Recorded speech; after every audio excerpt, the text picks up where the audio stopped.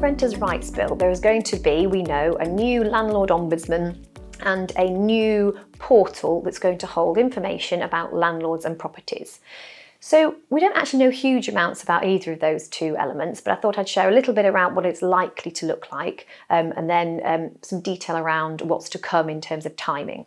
So the Landlord Ombudsman will be a place where landlords need to go and register specific details about themselves, and they will pay a small fee. We don't know exactly what small looks like, but I would expect it to be in the region of tens, sort of low, tens of £100 rather than anything else.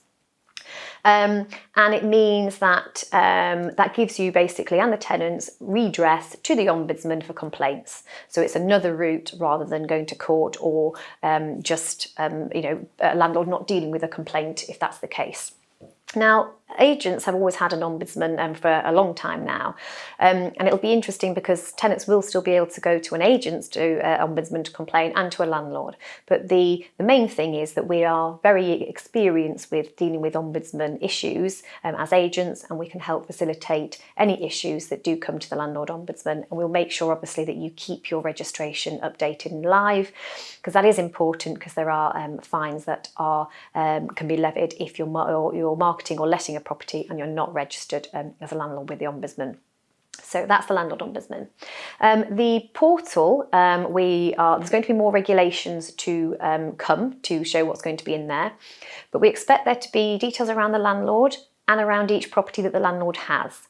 It'll be interesting to see what the fee structure is around that. It may well be that there's sort of a fee element for the landlord and then a fee per property, because if you've got more properties you pay more. But again, we'll make sure as soon as the regulations come out, we update you all so that we can get you all covered and sorted with that.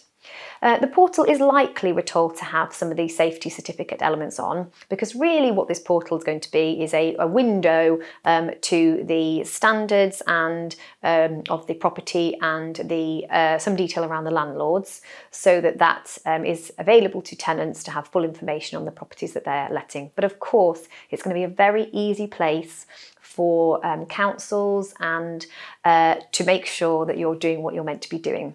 So for good landlords like you and agents look after the landlords well, that's absolutely fine. We'll make sure that everything is on there in a timely fashion, because it will be easy to catch landlords out. For example, if they say the gas safety certificates need to go on there, they'll be able to literally look and see what's overdue with a desktop exercise. So absolutely key that you keep on top of those things, and obviously that your agent does for you, and they can take a lot of that concern and worry away.